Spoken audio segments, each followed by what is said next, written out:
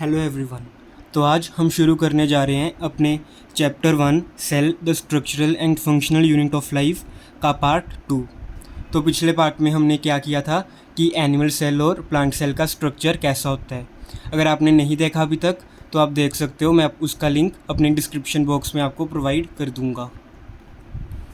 तो आज हम यहाँ से शुरू कर रहे हैं कि सेल होते क्या हैं पहले तो, ठीक है। All living beings are made up of cells. The cell is the structural and functional unit of the body. Structural से यहाँ पे क्या मतलब है कि जो हमारी बॉडी है, ठीक है, जो हमारा स्ट्रक्चर है, बॉडी स्ट्रक्चर, वो सारा किसकी हेल्प से बना है? सेल की हेल्प से ही बना है ना। अगर सेल ना होते तो क्या हम एग्जिस्ट करते कभी? नहीं ना। तो इसलिए लिखा है it is the structural and functional. Functional क्यों? अगर अब मैं बोल रहा हूँ, है ना, मैं लिख भी रहा हूँ, मैं किसकी हेल्प से लिख रहा हूँ? मेरे सेल्स में क्या हो रही है? रिएक्शंस हो रही हैं, है ना। तो फंक्शन किसकी हेल्प से मैं परफॉर्म कर रहा हूँ? अपने सेल के अंदर हो रही कुछ रिएक्शंस के कारण।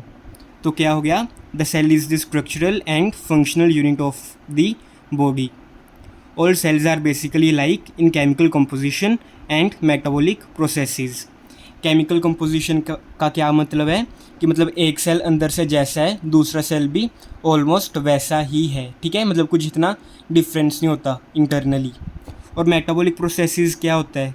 फॉर एग्जांपल होता है कि अगर हम कुछ खाते हैं, है ना, तो हमारी बॉडी में क्या होता है, वो जाकर स्मॉलर पार्ट्स में ब्रेक होता है ना। तो किसकी हेल्प से होता है? कुछ केमिकल रिएक्शंस होती हैं, है ना। मतलब फॉर एग्जांपल हमने कुछ खाया, वो क्या हो गया? ब्रेक हो गया। ये क्या होगी? एक रिएक्शन हुई, ठीक है। इस रिएक्शन को हम क्या कहते हैं?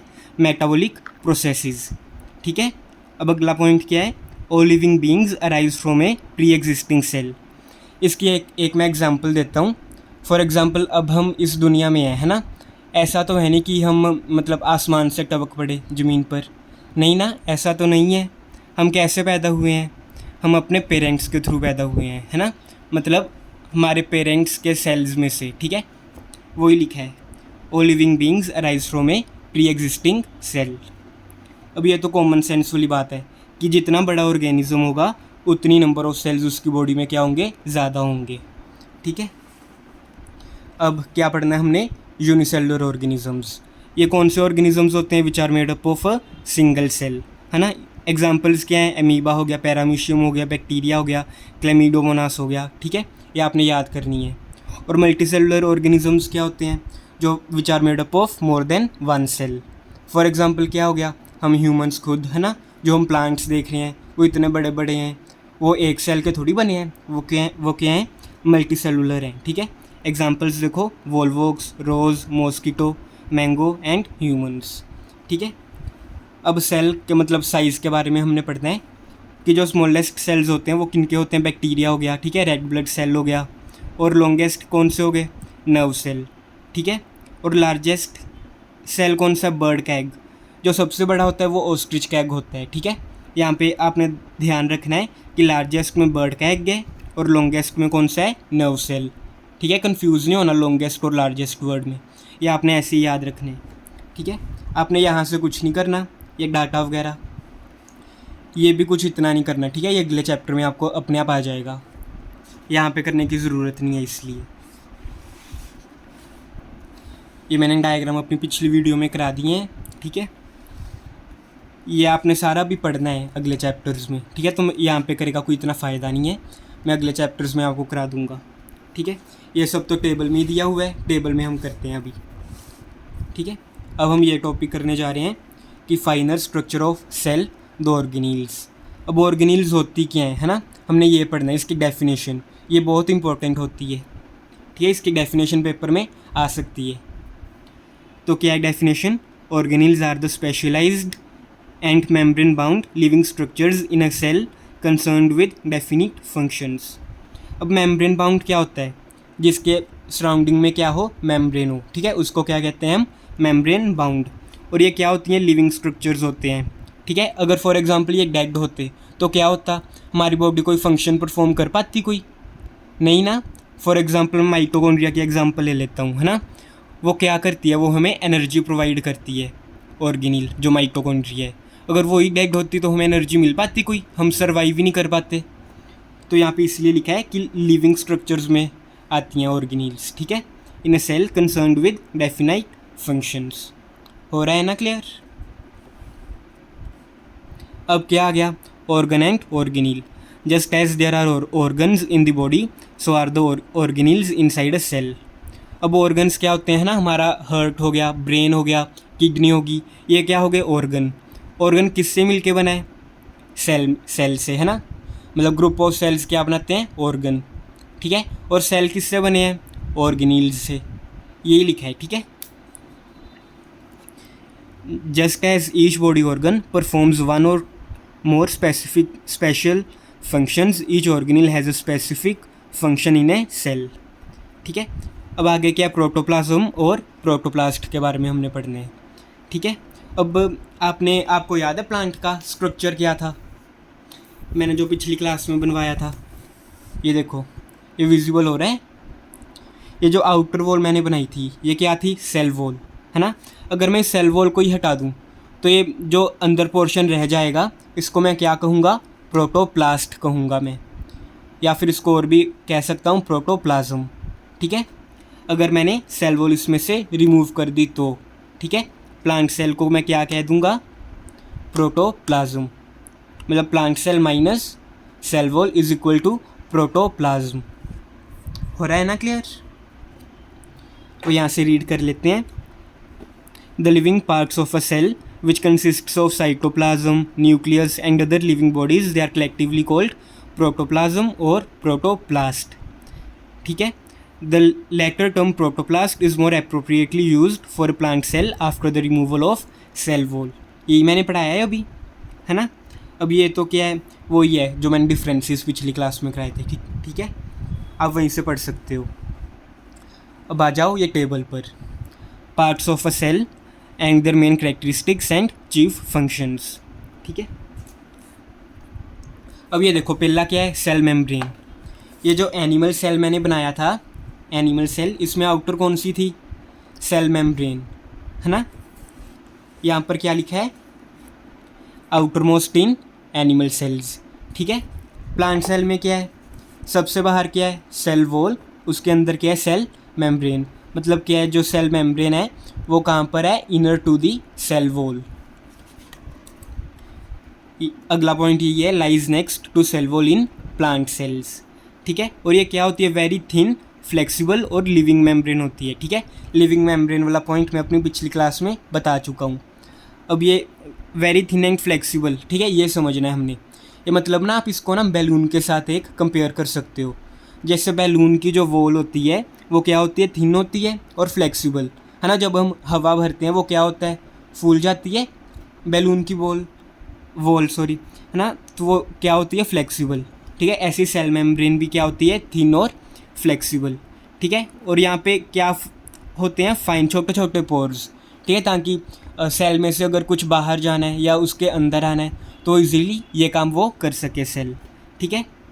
और ये फाइन पोर और सेमी परमिएबल का मतलब एक तरह सेम ही है, ठीक है। सेमी परमिएबल का क्या मतलब होता है, which allows only the entry of certain substances, ठीक है, उसको क्या कहते हैं हम, सेमी परमिएबल। और सिक्स्थ पॉइंट क्या है, क्या कि it is made up of lipoproteins. Lipoproteins का क्या मतलब हुआ, लिपिड्स प्लस प्रोटीन्स। लिपिड्स क्या होते हैं, फैट्स होते हैं, है ना, ये तो पता है आपको। मेड अप ऑफ लिपोप्रोटीन्स का क्या मतलब हुआ, लिपिड्स प्लस प्रोटीन्स, ठीक है। अब इसके फंक्शंस, ये क्या करती है, separates the content of cell from its surroundings, ठीक है। फॉर एग्जांपल ये मैंने एनिमल सेल लिया, है ना, एक सेल ये पूरा है, ये क्या है, इसकी सेल मेम्ब्रेन, है ना।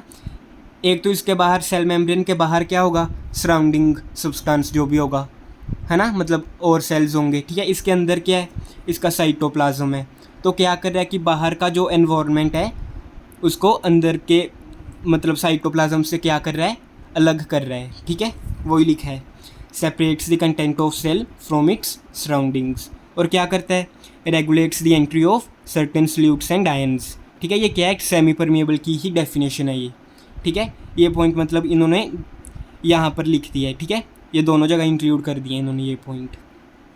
और ये क्या करता है, maintains the shape of the cell, ठीक है, एनिमल सेल में। इसकी मैं एग्जांपल आपको बताऊंगा कि प्लांट सेल में क्यों नहीं ये शेप मेंटेन कर पाती, ठीक है, प्लाज्मा मेम्ब्रेन। अब अगला क्या है, सेल वॉल, ठीक है। सेल वॉल, यहाँ पर ये प्लांट सेल है, यहाँ पे आउटर मोस्ट कौन सी है, वॉल, सेल वॉल। कौन सी है ये, सेल वॉल, ठीक है। क्या लिखा है पहला point, outermost in plant cell. और क्या होती है ये, नॉन लिविंग होती है, ठीक है। रिजिड मतलब बहुत ज़्यादा, मतलब हार्ड होती है ये layer surrounding the plasma membrane. ये किसके बाहर है, cell wall, outside the plasma membrane. ये प्लाज्मा मेम्ब्रेन है और ये आउटर में क्या है, सेल वॉल, ठीक है। तो ये क्या होगी, सराउंडिंग दी प्लाज्मा मेम्ब्रेन। और ये क्या होती है, फ्रीली परमिएबल, मतलब ना ये किसी भी सब्सटेंस को कोई भी रुकावट नहीं करती, ठीक है। मतलब जो भी सब्सटेंस आ रहा है उसको कहती है चल चला जा अंदर, मैं कोई तुझे मना नहीं करूँगी, ठीक है। और ये प्लांट्स के केस में सेल वॉल किसकी बनी होती है, सेलुलोज की।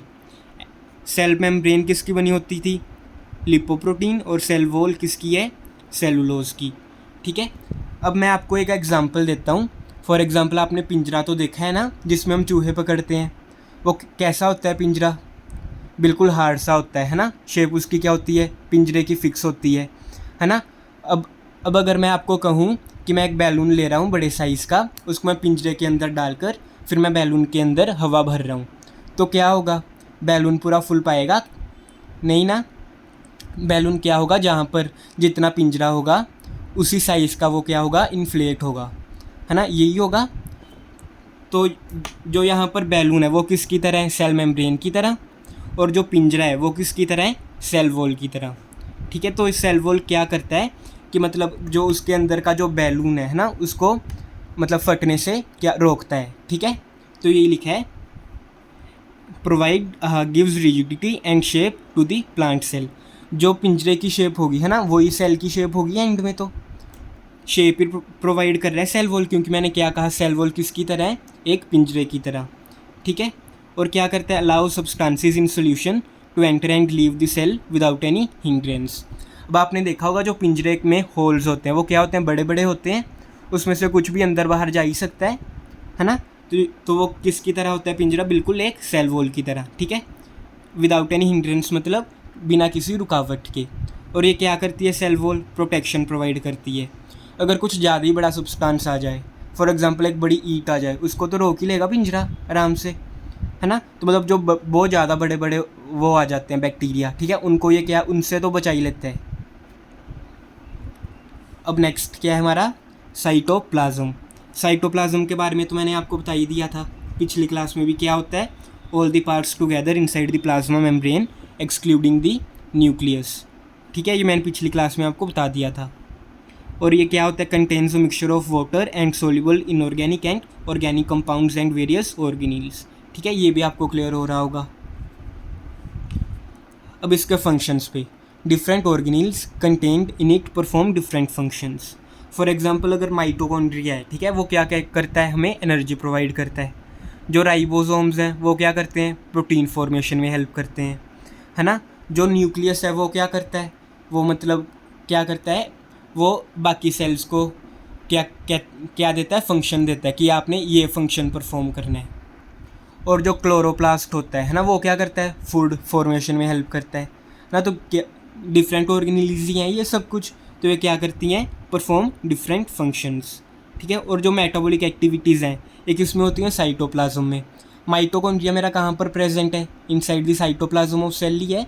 तो अगर माइटोकॉन्ड्रिया में कोई रिएक्शन हो रही है तो मैं यही कह सकता हूँ कि वो साइटोप्लाज्म में हो रही है, इनडायरेक्टली यही कहूँगा मैं, है ना। और ये क्या होता है, medium for initial steps of respiration, ठीक है। मतलब रेस्पिरेशन के जो इनिशियल स्टेप्स होते हैं वो माइटोकॉन्ड्रिया के अंदर ही होते हैं, ठीक है। रेस्पिरेशन आपको पता है ना क्या होती है, कि oxidation of food to provide us energy, ठीक है। जो हमने फूड अंदर इनहेल करते हैं और जो हम ऑक्सीजन भी अंदर लेते हैं, है ना, वो ऑक्सीजन किस में यूज़ होती है, उसकी ऑक्सीडेशन में, फूड की ऑक्सीडेशन हो जाती है और क्या रिलीज़ होती है, कार्बन डाइऑक्साइड, प्लस हमें क्या मिलती है, एनर्जी, ठीक है। ये रेस्पिरेशन की पूरी प्रोसेस होती है, ठीक है। और ये रेस्पिरेशन कहाँ पर होती है, इनसाइड दी साइटोप्लाज्म। अब नेक्स्ट क्या है, एंडोप्लाज्मिक रेटिक्यूलम। अब ये देखो, ये मैंने ये बनाया हुआ है एंडोप्लाज्मिक रेटिक्यूलम। ये देखो, ये जो मैंने न्यूक्लियर एनवलप के बाहर बनाया है ना, ये शेप कैसी है इसकी, इरेगुलर है ना, बिल्कुल ऊबड़ खाबड़ सी शेप है इसकी एंडोप्लाज्मिक रेटिकुलम की, है ना। तो वही लिखा है, irregular network of double membrane tubules, it is continues with the plasma membrane on the outside and the nuclear membrane on the inside. ठीक है, इसका मतलब क्या है, जो ये एंडोप्लाज्मिक रेटिकुलम है ना, इसकी इनर वॉल किससे अटैच है, न्यूक्लियर एनवलप से, और outer wall with the cell membrane. ठीक है, यही लिखा हुआ है। और क्या हो सकते हैं, may be smooth endoplasmic reticulum that is without ribosomes, और रफ एंडोप्लाज्मिक रेटिकुलम। ठीक है, ये भी मैंने आपको पिछली क्लास में बताया था कि अगर जो ये एंडोप्लाज्मिक रेटिकुलम है ना, अगर इस पर राइबोसोम्स अटैच हैं तो वो क्या हो गया, ये देखो ये एंडोप्लाज्मिक रेटिकुलम है और इस पर ये क्या है, डॉट्स दिख रही हैं, ये डॉट्स क्या है, ये राइबोसोम्स हैं। ठीक है, इस पर अटैच है तो ये क्या हो गया, रफ एंडोप्लाज्मिक रेटिकुलम। ठीक है, अब ये वाला है जो, इस पर कुछ अटैच थोड़ी है, नहीं है ना अटैच कोई राइबोसोम, तो ये क्या हो गया, स्मूथ एंडोप्लाज्मिक रेटिकुलम। ठीक है, राइबोसोम्स क्या है, ये जो डॉट्स मैंने लगाई है ना, ये राइबोसोम्स को रिप्रेजेंट कर रही हैं। ठीक है, अगर ये अटैच हो तो क्या हो गया, रफ एंडोप्लाज्मिक रेटिकुलम, अगर ये ना अटैच हो तो क्या हो गया, स्मूथ एंडोप्लाज्मिक रेटिकुलम। ठीक है, तो आपको इसका एक ही फंक्शन याद करना है कि ये किस में हेल्प करता है, प्रोटीन सिंथेसिस में। ठीक है, ये इंपॉर्टेंट नहीं है फर्स्ट पॉइंट। दूसरे पॉइंट की जगह आप यही लिख सकते हो कि it helps in protein synthesis. ठीक है, बस ये पॉइंट सफिशिएंट है। और अगला क्या है, माइटोकॉन्ड्रिया। माइटोकॉन्ड्रिया का पहले फंक्शन अगर हम पढ़ें तो वो तो आपको याद हो ही गया होगा, मैंने इतनी बारी रिपीट कर दिया है ना। पहले फंक्शन पढ़ लें, क्या है, किस में हेल्प करता है ये, release of energy from pyruvic acid produced in cytoplasm in the form of ATP. ठीक है, आप मतलब ये थोड़ा डिफ़िकल्ट लिखा हुआ है, थोड़ा हाइयर लेवल का है, आप इसमें क्या लिख सकते हो कि ये power house of the cell होता है।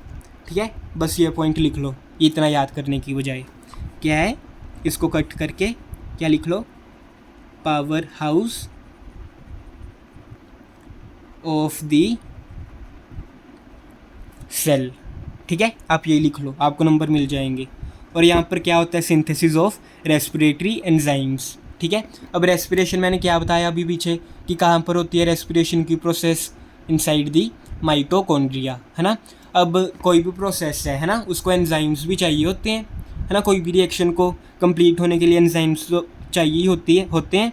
तो अगर रेस्पिरेशन माइटोकॉन्ड्रिया के अंदर हो रही है तो रेस्पिरेशन को भी कुछ एंजाइम्स चाहिए होते हैं, और वो एंजाइम्स कहाँ पर बनते हैं, माइटोकॉन्ड्रिया के अंदर ही बनते हैं। ठीक है, तो सिंथेसिस ऑफ रेस्पिरेटरी एंजाइम्स। ठीक है, अब इसके एक्सप्लेनेशन पढ़ लेते हैं। पहले तो क्या लिखा है कि जो माइटोकॉन्ड्रिया की शेप है वो कितनी ही शेप्स का हो सकता है, बट जो ज़्यादातर कौन सी शेप होती है, सॉसेज लाइक। ठीक है, सॉसेज की आप गूगल पे एक इमेज देख लो, आपको अपने आप क्लियर हो जाएगा। ये देखो, ये सॉसेज की तरह ही है ये जो शेप है ना।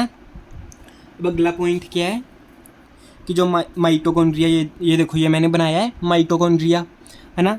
एक तो ये बाहर वाली वॉल होगी, एक क्या इसके अंदर है, जो अंदर वाली वॉल है ना, उसको ध्यान से देखो मैंने कैसे बनाया है ना। ये फोल्ड मैंने ऐसे बनाया है, जिगजैग टाइप्स, है ना।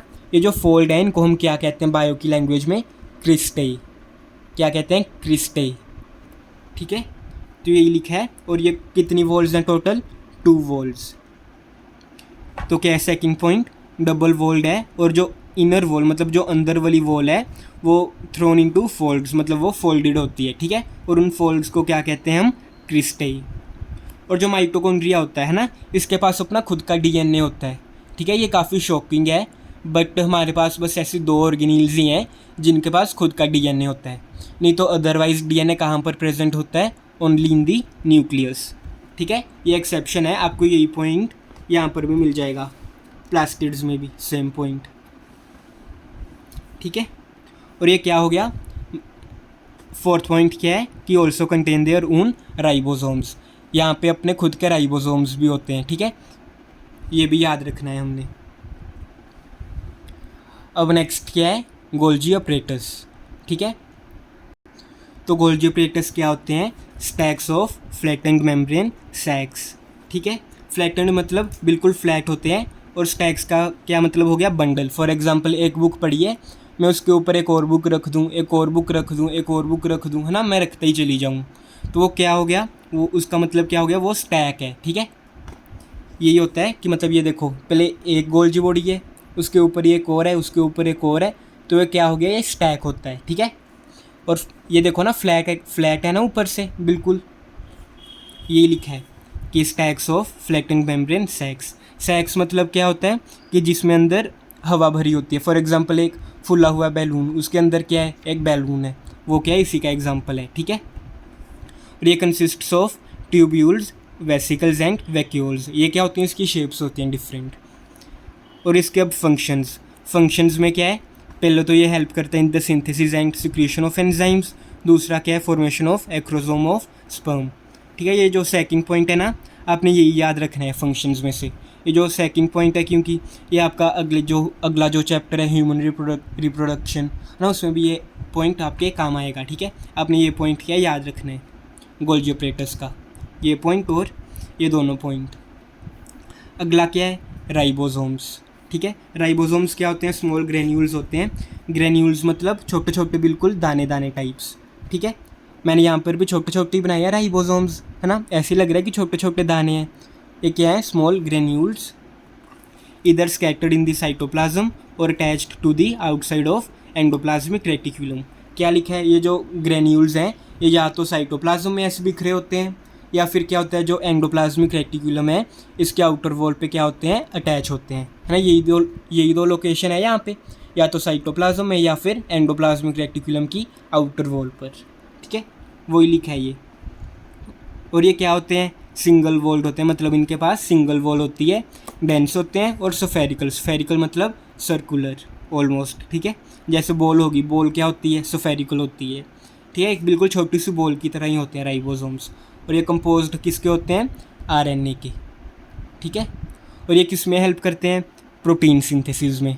ठीक है, राइबोसोम्स और एंडोप्लाज्मिक रेटिकुलम का सेम ही हमने याद करना है कि हेल्प्स इन प्रोटीन सिंथेसिस। ठीक है, किसका, राइबोसोम्स और एंडोप्लाज्मिक रेटिकुलम का हमने एक फंक्शन याद रखना है कि it helps in protein synthesis. यहाँ पे भी क्या है, प्रोटीन सिंथेसिस में ये हेल्प करता है। अब आगे क्या है, लाइजोसोम्स। तो लाइजोसोम्स क्या होते हैं, मेम्ब्रेनस सैक्स होते हैं bodied of from the Golgi body. पहले क्या होते हैं, ये ना गोल्जी बॉडी के साथ अटैच होते हैं, पर जब ये सेपरेट हो जाते हैं ना, बॉडीड ऑफ मतलब सेपरेट। ठीक है, जब ये सेपरेट अलग हो जाते हैं तो ये क्या बन जाते हैं, ये लाइजोसोम्स बन जाते हैं। ठीक है, और इनके अंदर क्या होते हैं, 40 डिफरेंट टाइप्स ऑफ एंजाइम्स। ठीक है, ये याद लर्न करने वाली हैं दोनों पॉइंट्स। और अब इनका क्या है, फंक्शन। पहले तो देखो सेल के अंदर कितना कुछ है ना, जो सेल्स हैं वो क्या होते हैं, मरते भी रहते हैं सेल, है ना। उनके अंदर जो ऑर्गेनिल्स हैं, जब वो बूढ़ी हो जाती हैं वो क्या हो जाती हैं, मर जाती हैं, है ना। अगर वो मतलब उनकी जो डेड बॉडीज़ हैं ऑर्गेनिल्स की, है ना, अगर वो वहीं पर ही पड़ी रहें तो क्या होगा, हिंड्रेंसी क्रिएट होगी मेटाबॉलिक प्रोसेसेस में। तो वो क्या होता है, ये जो लाइजोसोम्स हैं ये उनकी डाइजेशन में हेल्प करता है। मतलब क्या करता है, वो जो डेड बॉडीज़ हैं उनको क्या करता है, मतलब ख़त्म कर देता है। ठीक है, तो इसका ये बहुत इंपॉर्टेंट फंक्शन है। और इसके अलावा अगर कोई बैक्टीरिया आ जाए सेल के अंदर, है ना, ये उसको भी क्या करता है, डिस्ट्रॉय कर देता है। फॉरेन सब्सटेंसेस मतलब कोई भी बैक्टीरिया। ठीक है, अगला पॉइंट भी मैंने क्या ये बता दिया। ठीक है, ये ऑलमोस्ट सेम पॉइंट्स ही हैं 1 और 3। ठीक है, व्हेन सेल इज ओल्ड और injured this rapidly destroy the organelles. ठीक है, और इसलिए इनको क्या कहते हैं, सुसाइड बैग्स भी कहते हैं। ठीक है, और फोर्थ क्या है, digest cartilages during the formation of bones. अब कार्टिलेज का मतलब तो पता ही है, हमारे जो ईयर्स हैं, है ना, कान है जो, इनमें क्या होता है, कार्टिलेज होता है। जो नोज़ होता है उसमें भी क्या है, कार्टिलेज है ना। एक बोन होता है और एक कार्टिलेज होता है। अब अगला क्या है, सेंट्रोजोम। ठीक है, मैंने पिछली क्लास में आपको क्या कराया था, सेंट्रियोल के बारे में, है ना। मैंने आपको कहा था कि थोड़ा ही डिफरेंस है ना। अब वो हम डिफरेंस के बारे में पढ़ने जा रहे हैं। ठीक है, जो सेंट्रियोल है ना, वो क्या होते हैं, ये देखो, ये जो अंदर वाले हैं, है ना, ये क्या है, सेंट्रियोल है ना, अंदर वाले जो हैं ये सेंट्रियोल हैं। जब हम इनके बाहर ऐसे लाइंस लगा देते हैं, है ना, तो ये पूरा स्ट्रक्चर क्या बन जाता है, ये सेंट्रोजोम बन जाता है। ठीक है, क्या बन जाता है, सेंट्रोजोम। और ये जो लाइंस हैं ना, इनको हम क्या कहते हैं, एस्टर्स कहते हैं। इनको हम क्या कहते हैं, एस्टर्स। जो हम पिछली वीडियो थी है ना, उसमें मैंने आपको बताया था कि जो सेंट्रियोल हैं ये किस में मिलते हैं हमें, बस ओनली इन एनिमल सेल्स। ठीक है, प्लांट सेल्स में ये नहीं होते। तो अगर प्लांट सेल्स में होते ही नहीं है, सेंट्रियोल्स ही नहीं है ना, तो वो सेंट्रोजोम कोई एग्जिस्ट कर पाएगा नहीं ना, क्योंकि सेंट्रोजोम किसके इक्वल है, एस्टर्स प्लस सेंट्रियोल। ये मैंने लिखा हुआ है कि जो फर्स्ट पॉइंट है आप ये लिख सकते हो, centriole plus asters equal to centrosome. ये जो मैंने डायग्राम भी बनाया है, ठीक है, ये एनिमल सेल का है। यहाँ पे मैंने क्या बनाया, सेंट्रियोल। अगर मैं इसके आले दो वाले मैं ये लाइन्स ऐसे मार दूँ, है ना, तो ये क्या बन गया अब, सेंट्रोजोम। ये पूरा स्ट्रक्चर क्या बन गया अब, ये सेंट्रोजोम। ठीक है, पर यहाँ पर मैंने सेंट्रियोल बनाया है, कोई नहीं बनाया ना, तो यहाँ पे क्या होता है, एब्सेंट होता है, सेंट्रियोल भी और सेंट्रोजोम दोनों। ठीक है, अब अगला पॉइंट क्या है कि कंटेन्स 1 और 2 सेंट्रियोल्स। ठीक है, ये देखो, ये जो सेंट्रोजोम है इसके अंदर एक ये हो गया सेंट्रियोल और एक ये हो गया। या तो यहाँ पर अकेला एक सेंट्रियोल भी हो सकता है या फिर 2 भी हो सकते हैं। ठीक है, और centrioles are surrounded by asters. ठीक है, ये देखो ना, अंदर सेंट्रियोल है और सराउंडेड बाय एस्टर्स, यही पॉइंट लिखा है। और आपने ये अभी तक मुझे लग रहा है फर्स्ट चैप्टर में आपने जो इसका अगला है वहाँ पे आपने पढ़ लिया होगा कि इसका फंक्शन क्या होता है, it initiates and regulates cell division. ठीक है, ये आपको अगले चैप्टर में भी ये पॉइंट आएगा जो इसका नेक्स्ट चैप्टर है। ठीक है, और ये क्या करता है, forms spindle fibres with the help of esters. ये आपने करना ही करना है याद, ये पेपर में पक्का आएगा, मतलब बहुत ज़्यादा प्रोबेबिलिटी होती है इसके आने की। ठीक है, ये जो पॉइंट्स हैं ना, ये आपके अगले चैप्टर में अपने आप क्लियर हो जाएंगे। ठीक है, कि ये कैसे हेल्प करता है, सेंट्रोजोम कैसे हेल्प करता है सेल डिवीजन में विद मतलब ना, ये स्पिंडल फाइबर्स को फॉर्म कर लेता है। ठीक है, और वो क्या करते हैं spindle fibres, they help in cell division. ठीक है, और अगला क्या है, प्लास्टिड्स। अब प्लास्टिड्स कहाँ पे प्रेजेंट होते हैं, पहले तो मुझे ये बताओ, ओनली इन प्लांट सेल्स, है ना। हम खाना थोड़ी बनाते हैं, दो मम्मा किचन में खाना बनाते हैं, पर हम वो जो सब्जियां हैं ना, वो तो हम प्लांट से ही लेते हैं, है ना। तो यहाँ पर खाना बनाने का क्या मतलब है, खाने को प्रोड्यूस करना। ठीक है, और यहाँ पर कि प्लास्टिड के अंदर क्या होता है, क्लोरोप्लास्ट, है ना। ये तो क्लियर ही है बिल्कुल, मैंने पिछली वीडियो में भी आपको बताया था। Several kinds, most common ones are chloroplasts. ठीक है, containing the green pigment chlorophyll. मुझे लग रहा है मैंने थोड़ा वो बोल दिया कि प्लास्टिड के अंदर क्लोरोप्लास्ट होता है, ऐसा नहीं होता कि प्लास्टिड का दूसरा नाम ही क्लोरोप्लास्ट होता है। ठीक है, ये बोलना था मैंने कि प्लास्टिड के अंदर क्लोरोफिल होता है। ठीक है, कंफ्यूज मत होना आप। और ये क्या होते हैं, डबल मेम्ब्रेन होते हैं, मतलब 2 मेम्ब्रेन्स होती हैं। जैसे माइटोकॉन्ड्रिया में भी डबल मेम्ब्रेन था माइटोकॉन्ड्रिया, ऐसे प्लास्टिड भी क्या होता है, डबल मेम्ब्रेन होता है। ठीक है, और इसके अंदर क्या होता है, खुद का डीएनए प्रेजेंट होता है ना। जब मैंने माइटोकॉन्ड्रिया कराया मैंने वहाँ पे आपको बता दिया ना कि माइटोकॉन्ड्रिया और प्लास्टिड के अंदर दोनों में खुद का डीएनए होता है। ये 2 ऑर्गेनील्स क्या है, एक्सेप्शन है। ठीक है, नहीं तो कोई भी ऐसी ऑर्गेनील नहीं है जिसके पास क्या हो, खुद का डीएनए हो, इन दोनों के अलावा। ठीक है, और ये क्या होते हैं, disc like structures called thylakoids contain chlorophyll.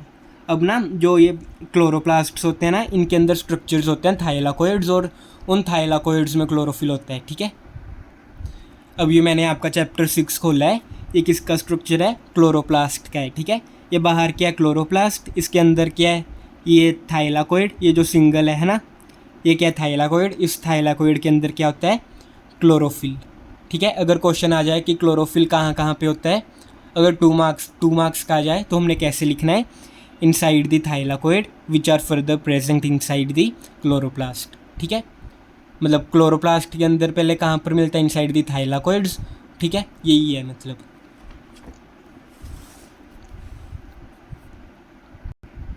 अब क्या पढ़ना है हमने, प्लास्टिड्स की टाइप्स।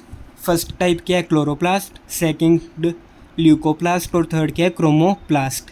ठीक है, अब हमने यही पढ़ना है कि जो क्लोरोप्लास्ट होते हैं, है ना, हमने इनके बारे में तो छोटी क्लासेस में भी पढ़ा ही हुआ है ना, कि ये किस में हेल्प करते हैं, दे हेल्प इन फोटोसिंथेसिस, और इनमें कौन सा पिगमेंट होता है, क्लोरोफिल, है ना, ये तो पढ़ा ही हुआ है हमने छोटी क्लासेस में भी। ये लिखा हुआ है green in colour, trap solar energy for photosynthesis, contain the pigment chlorophyll. ठीक है, यहाँ पे मतलब ना मेन यही क्वेश्चन आता है कि जो क्लोरोफिल पिगमेंट है उसका काम क्या होता है। ठीक है, हमने क्योंकि ये तो पढ़ा हुआ है कि क्लोरोफिल पिगमेंट क्या है, ज़रूरी होता है फॉर फोटोसिंथेसिस, बट ऐसा क्यों होता है, किसके काम आता है क्लोरोफिल। ठीक है, वो क्वेश्चन बहुत ज़्यादा इंपॉर्टेंट है कि किसके काम आता है, to trap the solar energy. ठीक है, अब जो ल्यूकोप्लास्ट हैं वो क्या होते हैं, कलरलेस होते हैं, store starch and have no pigment. ठीक है, अब कोई भी पिगमेंट नहीं है, मतलब इनका कलर क्या होगा, कलरलेस ही होगा, है ना। ये दोनों तो इंटर रिलेटेड है कि नो पिगमेंट और कलरलेस वाला, है ना। आपने ये याद रखना है, स्टोर स्टार्च, ये तो वैसे ही याद हो गए होंगे आपको, नो पिगमेंट और कलरलेस वाले, क्योंकि ये क्या है, इंटर रिलेटेड ही हैं दोनों। और नेक्स्ट क्या है, क्रोमोप्लास्ट। ठीक है, अब आपने देखा है कि फॉर एग्जांपल टमाटर, है ना, जब कच्चे होते हैं तो कौन से कलर के होते हैं, ग्रीन कलर के, पर जब वो पक जाते हैं, है ना, तो उनका कलर मतलब कैसे चेंज हो जाता है, ग्रीन टू रेड हो जाते हैं, या मतलब ऑरेंज रेडिश हो जाते हैं, है ना। तो किसकी हेल्प से होते हैं, वो क्रोमोप्लास्ट की हेल्प से होते हैं उनका कलर चेंज। ठीक है, अब और भी एग्जांपल्स होती हैं फ्लावर्स में। चलो मुझे फ्लावर्स के एग्जांपल बताओ आप कमेंट सेक्शन में, मैं देखता हूँ आप कितना पढ़ रहे हो। ठीक है, तो यही लिखा है, variously coloured impart colour to flowers and fruits, contain the pigments. ठीक है, कौन कौन से पिगमेंट्स हैं, जेंथोफिल है, वो ये कौन सा कलर होता है, येलो कलर्ड पिगमेंट है, कैरोटीन है, ऑरेंज रेड पिगमेंट है। ठीक है, ये दो होते हैं, एक और होता है वैसे, पर वो रहने तो चलो आप। They also indirectly help in pollination. ठीक है, अगर फ्लावर का कोई अच्छा सा कलर है ना, फॉर एग्जांपल ब्राइट रेड है ना, तो वो ब्राइट रेड किस में हेल्प करता है, हनी बीज को अट्रैक्ट करने में, या फिर बटरफ्लाइज को अट्रैक्ट करने में, है ना। तो वो इन टर्न किस में हेल्प कर देते हैं, वो जो इंसेक्ट्स हैं वो पोलिनेशन में हेल्प कर देते हैं, है ना। जब क्योंकि जब वो एक फ्लावर पे बैठते हैं जो, तो वहाँ पे जो पोलन होता है ना, उनकी बॉडी पे लग जाता है इंसेक्ट्स की, और जब वो दूसरे फ्लावर पे जाकर बैठते हैं तो वो क्या होता है, वहाँ पे क्या होते हैं, ट्रांसफ़र हो जाते हैं पोलन ग्रेन्स। ठीक है, तो इनडायरेक्टली किस में भी हेल्प हो जाती है, पोलिनेशन में भी। ठीक है, वही लिखा है, which then help disperse seeds. ठीक है, या सीड कह लो या फिर पोलन कह लो, जो कुछ मर्जी कह लो। 11th क्या है हमारा, न्यूक्लियस। न्यूक्लियस क्या है हमारा, ये लार्जेस्ट सेल ऑर्गेनील है। ठीक है, सबसे इम्पोर्टेंट, मतलब ये भी बहुत ज़्यादा इंपॉर्टेंट होता है न्यूक्लियस हमारी बॉडी के लिए, क्योंकि जो हमारा जेनेटिक मटीरियल है, डीएनए, वो कहाँ पर होता है, न्यूक्लियस के अंदर। और ये क्या होता है, mostly spherical and dense. Dense किसकी वजह से होता है, क्योंकि इसके अंदर क्या होता है, डीएनए होता है ना। डीएनए बहुत ज़्यादा डीएनए होता है इसके अंदर, अप्रोक्सीमेटली 2 मीटर्स। इतना छोटा सा न्यूक्लियस होता है ना, उसमें भी इतना ज़्यादा डीएनए, तो देख लो कितना डेंस हो गया, है ना। और ये क्या होते हैं, जो इसकी न्यूक्लियर मेम्ब्रेन होती है उसके अंदर क्या होते हैं, पोर्स होते हैं। ये न्यूक्लियस है, ये क्या, न्यूक्लियर मेम्ब्रेन जो ब्लू कलर की है, और ये जो मेम्ब्रेन के बीच में ये जो स्पेस है, इसको क्या कहते हैं हम, न्यूक्लियर पोर। यहाँ से क्या होता है, अगर कोई चीज़ अंदर जानी है या कोई चीज़ बाहर जानी है न्यूक्लियस के, है ना, तो किसकी हेल्प से होता है, इसी न्यूक्लियर पोर की हेल्प से। ठीक है, ये लिखा हुआ है, nuclear membrane with pores to allow substances to enter and leave. यहाँ पे न्यूक्लियर मेम्ब्रेन बोल लो चाहे, या फिर न्यूक्लियर एनवलप। ठीक है, और इसमें क्या होता है, contains network of thread like structures called chromatin fibres which contain DNA. आप ऐसा भी लिख सकते हो कि it contains the genetic material. ठीक है, इस पूरे पॉइंट की जगह क्या लिख सकते हो, it contains the genetic material. ठीक है, हो रहा है ना याद। और ये जो अब फंक्शंस पे आ जाओ। ठीक है, अब डीएनए की इम्पोर्टेंस क्या होती है, ये तो आपको पता ही होगा, है ना। ये क्या करता है, डीएनए से क्या बनता है, पहले ये मतलब दूसरे जो ऑर्गेनिल्स हैं उनको इंस्ट्रक्ट करता है कि अब आपने ये फंक्शन करना है, आपने ये फंक्शन करना है। फॉर एग्जांपल हमारे घर में हेड कौन होता है, मम्मा ही होते हैं हमारे घर में हेड, है ना, मम्मा की चलती है। वैसे सेल में कौन हेड होता है, न्यूक्लियस के अंदर जो डीएनए होता है, ठीक है, मतलब पूरे सेल में डीएनए की ही चलती है, डीएनए हेड होता है। तो ये क्या करता है, रेगुलेट्स दी सेल फंक्शंस, ठीक है। और अगर हमने इसको ही रिमूव कर दिया है ना, न्यूक्लियस को रिमूव कर दिया, मतलब डीएनए को रिमूव कर दिया, तो अब अगर कोई फंक्शन ही नहीं होगा सेल के अंदर, तो सेल क्या होगा, मर ही जाएगा, है ना। वही लिखा है, if removed the cell dies. अब न्यूक्लियस के अंदर और क्या होते हैं, क्रोमोसोम्स। ये आपने नेक्स्ट चैप्टर में पढ़ना ही है, ठीक है, ये मैं आपको वहाँ पर क्लियर कर दूँगा। अगला क्या है, न्यूक्लियोलस, ठीक है। ये क्या होते हैं, one or more round shaped structure सब structures present inside the nucleus, ठीक है। ये मैंने न्यूक्लियस बनाया हुआ है अभी, ये इसके अंदर क्या है, ये जो ऑरेंज डॉट दिख रही है, ये क्या है, न्यूक्लियोलस। क्या है ये ऑरेंज डॉट, ये न्यूक्लियोलस है, ठीक है। शेप कौन सी है, राउंड शेप है ना। और क्या है ये, मतलब मैंने तो यहाँ पर एक बनाया है, पर यहाँ पे मतलब 1 भी हो सकता है, 2 भी हो सकता है, या जितने मर्जी हो सकते हैं न्यूक्लियोलस इनसाइड द न्यूक्लियस, ठीक है। यही लिखा है, one or more round shaped सब structures present inside the nucleus. और ये क्या करता है, प्रोड्यूस राइबोसोम्स, ठीक है। राइबोसोम्स अब हमने पढ़ ही लिए हैं क्या होते हैं राइबोसोम्स। चलो एक टेस्ट ले लेता हूँ अभी राइबोसोम्स का, मुझे आप फंक्शन बताओ कमेंट सेक्शन में, जल्दी बताओ, मैं चेक करूँगा, अगर कोई भी देख रहा है आप कमेंट सेक्शन में लिख दो, ठीक है। और ये क्या करता है, प्रोटीन सिंथेसिस में ये भी हेल्प करता है न्यूक्लियोलस, ठीक है। बस ये इतना ही इंपॉर्टेंट है, ये पॉइंट इतना ही बहुत है, ठीक है। प्रोटीन सिंथेसिस में कौन कौन सी ऑर्गेनिल्स जो हेल्प करते हैं उनके नाम बताओ मुझे। हमने 3 पढ़ लिए अभी तक। पहली क्या होगी, एंडोप्लाज्मिक रेटिक्यूलम, दूसरी क्या होगी, राइबोसोम हो गया, और तीसरी हमने अभी क्या पढ़ी, न्यूक्लियोलस। ये तीनों किस में हेल्प करती हैं, प्रोटीन सिंथेसिस में, ठीक है। ये 3rd पॉइंट आप रहने दो, आपके काम का नहीं है, ठीक है। पेपर में भी मतलब कम ही चांस हो गए, वैसे पढ़ लो आप। Detects ribosomes to synthesise proteins, ठीक है। जो राइबोसोम्स हैं वो प्रोटीन तो बनाती हैं, है ना, पर वो किसकी हेल्प से बनाती हैं protein, with the help of nucleolus. जो न्यूक्लियोलस है वो गाइड करता है राइबोसोम को कि अब प्रोटीन बनाओ, ठीक है। अब अगला क्या है, क्रोमेटिन फाइबर, ठीक है। क्रोमेटिन फाइबर क्या होता है, a fine thread like network in the resting stage of the nucleus. Resting stage मतलब इंटरफेस से, इंटरफेस है इसका मतलब, यहाँ से रेस्टिंग स्टेज मतलब इंटरफेस, ठीक है। ये आपने नेक्स्ट चैप्टर में डिटेल में पढ़ना है इंटरफेस के बारे में, बहुत डिटेल है, मतलब बहुत डिटेल तो नहीं, हाफ पेज का है, ठीक है, इंटरफेस, ठीक है। या वहाँ पे आपको क्लियर हो जाएगा। वैसे अभी मैं बता देता हूँ कि इंटरफेस में क्या होता है, थ्रेड लाइक स्ट्रक्चर्स होते हैं।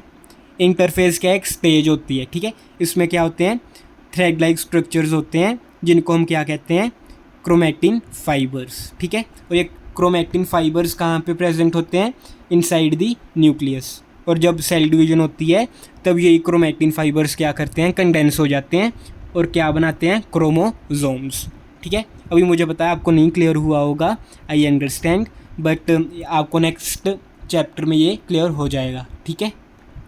और ये किसके बने होते हैं, made up of DNA threads plus histone proteins.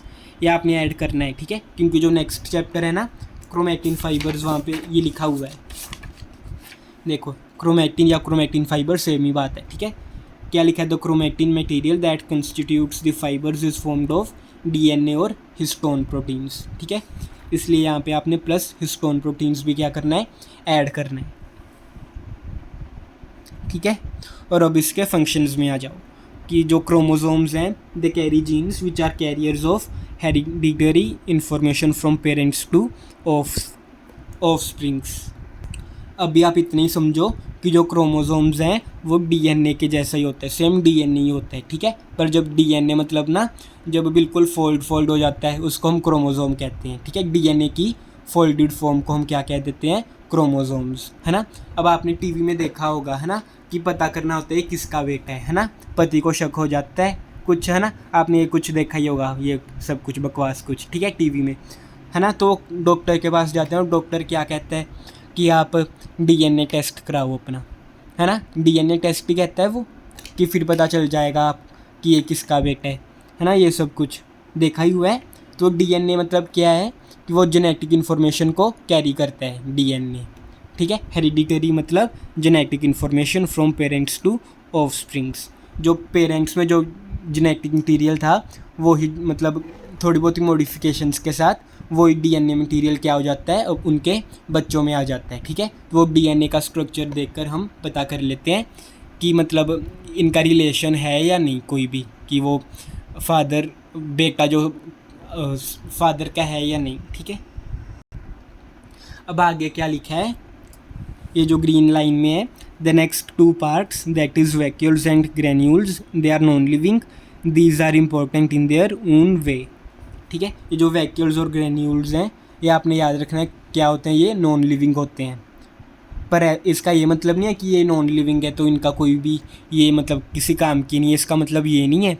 चाहे नॉन लिविंग है पर फिर भी इनकी बहुत ज़्यादा इंपॉर्टेंस है हमारी बॉडी के अंदर, ठीक है। वैक्यूल क्या होते हैं, ये देखो ये प्लांट सेल मैंने बनाया, इसके अंदर मैंने वैक्यूल क्या बनाया, बहुत ज़्यादा बड़ा बना दिया मैंने, है ना वैक्यूल। पर जो एनिमल सेल है इसके अंदर भी ऐसे तो होते हैं, है ना, पर मतलब किसी किसी एनिमल सेल में ही होते हैं, ठीक है। और अगर होते हुए मतलब छोटे छोटे से ही होते हैं और एक दो ही होते हैं, ठीक है। यही है यहाँ पे कि plant cells have few but larger vacuoles, मैंने लार्ज ही बनाया है वहाँ पे, while the animal cells have smaller once, ठीक है। और जो वैक्यूल्स की जो कवरिंग होती है उसका क्या नाम होता है, टोनोप्लास्ट। क्या होता है नाम, टोनोप्लास्ट होता है नाम, ठीक है। किसकी कवरिंग का, कवरिंग ऑफ वैक्यूल्स, ठीक है। और वैक्यूल क्या होती हैं, क्लियर स्पेसिस होती हैं विद वाटर और अदर सब्सटेंसेस इन सोल्यूशन। मतलब क्या हो गया, वाटर हो गया एक, उसके अंदर मतलब कुछ भी डिजोल्व सब्सटेंसेस हैं, है ना, उसको हम क्या कह देते हैं, वैक्यूल, ठीक है। अब इसका फंक्शन क्या होता है, storage of water and other substances, food, pigments and waste products, ठीक है। और एक इसमें हेल्प करता है टर्जिडिटी। अब टर्जिडिटी तो आपको पता ही होगा क्या होता है। फॉर एग्जांपल आपने घर में प्लांट्स लगाए हैं ना, लगाए होंगे, सबने लगाए होते हैं। तो धूप के दिनों में क्या होता है कि जो प्लांट्स हैं वो मुरझा जाते हैं, है ना।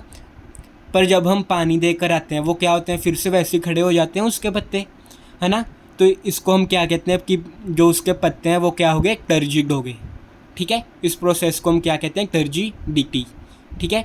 और जो पानी जो रूट्स ने एब्जॉर्ब किया है ना, वो पानी सेल के अंदर कहाँ पे एब्जॉर्ब होता है, वो वैक्यूल्स के अंदर एब्जॉर्ब हो जाता है पानी, ठीक है। वैक्यूल्स के अंदर चला जाता है। तो वो वैक्यूल्स क्या करते हैं, अगर वो फूल जाते हैं वैक्यूल्स, तो वो क्या करते हैं कि जो पत्ता है ना, उसको भी क्या कर देते हैं, टर्जिड कर देते हैं, ठीक है। वही लिखा है, gives turgidity to the plant cells by pressing against the cell wall. ये जो पूरा पॉइंट है ना, ये आपको एब्जॉर्प्शन बाय रूट्स में जो चैप्टर है ना उसमें क्लियर हो जाएगा। अभी फ़िलहाल आप यहाँ तक की लर्न कर लो, ठीक है, प्लांट सेल्स तक की। और अगला क्या है कि it contains pigments like anthocyanins etcetera, ठीक है। इसमें पिगमेंट्स होते हैं, ये आपने याद ही रखना है, कौन सा पिगमेंट, एंथोसाइनिन्स। और ये कौन सा कलर का होता है, वॉयलेट ब्लू कलर। कौन सा कलर, वॉयलेट ब्लू कलर, ठीक है। अब अगला क्या है हमारे पास, ग्रेन्यूल्स, ठीक है। ग्रेन्यूल्स क्या होते हैं, स्मॉल पार्टिकल्स होते हैं। ये देखो ये डायग्राम में भी क्या दिखाया हुआ है कि जो छोटे छोटे पार्टिकल्स हैं, या फिर क्रिस्टल्स भी हो सकते हैं या फिर ड्रॉपलेट्स भी, ठीक है। अब आपने देखा होगा कि जो हम खाना खाते हैं, है ना, चाहे हम एनिमल्स हैं चाहे प्लांट्स हैं, है ना, जो हम प्रोसेस कर लिया हमने फूड, है ना, अब हम स्टोर जब हमने करना होता है, ठीक है, वो फूड को, ठीक है, कि फ्यूचर यूज़ के लिए जब हम स्टोर करते हैं तो हम कहाँ पे स्टोर करते हैं, इनसाइड दी ग्रेन्यूल्स, ठीक है। बस हम प्लांट्स और एनिमल्स में क्या फ़र्क होता है कि जो प्लांट्स हैं वो फूड को किसकी फॉर्म में स्टोर करते हैं, in the form of starch. और जो हम एनिमल्स हैं हम किसकी फॉर्म में स्टोर करते हैं फूड को, in the form of glycogen, ठीक है। और ये क्या है, हमारे लिए फूड की तरह क्या है, काम करता है ये जो स्टार्च और ग्लाइकोजन है। और स्टोर कहाँ पे होते हैं, ये ग्रेन्यूल्स के अंदर, ठीक है। वही लिखा है, store starch in plant cells, glycogen in animal cells and fat droplets which serve as food for the cell, ठीक है। हो रहा है ना क्लियर, इजी था टेबल, है ना। मुझे पता है जब मैं भी ये कर रहा था ना टेबल, मुझे समझ में ही नहीं आया था, मुझे याद ही नहीं होता था टेबल। पर अब मैं मतलब पूरा विश्वास है मुझे कि आपको मतलब ज़्यादातर टेबल तो मेरे पढ़ाने से याद हो गया होगा, ठीक है। अगर नहीं हुआ तो 2-3 बार ये भी रीडिंग करो, आपको मतलब याद रह जाएगा, ठीक है, ठीक है। काफ़ी टाइम तक, पेपर तक तो एटलीस्ट आपको याद रहेगा। बस आप रीडिंग करते रहना इस पूरे टेबल की, ठीक है। डिफ़िकल्ट तो नहीं था ना टेबल, ये पूरा इजी था, समझने वाला ही था ना। अब हमने यहाँ तक कर लिया, ये जो डिफरेंस है ये मैंने अपनी प्रीवियस वीडियो में आपको करवा दिया था। और ये जो माइक्रोस्कोपिक एग्जामिनेशन है ये पेपर में कभी भी नहीं आती है, बिल्कुल भी इम्पोर्टेंट नहीं है, ये आप इसको स्किप कर दो, ठीक है। ये जो कुछ भी है ये कुछ नहीं आता पेपर में, अगर आप 10th में हो। अगर 9th में हो तो आप एक बार रीडिंग कर लो, वैसे तो 9th में भी नहीं आएगा पेपर में, ठीक है। ये जो बैक एक्सरसाइजेज हैं, है ना, ये आप अपने आप ही सॉल्व कर लो, ठीक है। अगर 10th में हो, है ना, तो इसकी आप 1 वर्ड सॉल्व करो। और अगर कोई ऑड वन आउट दिया हुआ है ना, नेम द फॉलोइंग वगैरह या गिव एग्जांपल्स, बस आप यही कर लो, बहुत है। या फिर डेफिनेशंस वगैरह, ठीक है। और ये डिस्टिंग्विश बिटवीन भी, मतलब सारे ही कर लो एक तरह, इतने से ही दिए हुए हैं क्वेश्चंस, ठीक है। और जो 9th वाले हैं उन्होंने सारा कुछ करना है जो भी उनकी एक्सरसाइज में दिया 9th की बुक में, ठीक है। तो हमने आज ये चैप्टर, अपना फर्स्ट चैप्टर ख़त्म कर लिया है। अब जो चैप्टर आप आगे करना चाहते हो आप कमेंट सेक्शन में मुझे बता देना, ठीक है। अगली वीडियो उसी चैप्टर की हो जाएगी। Thank you.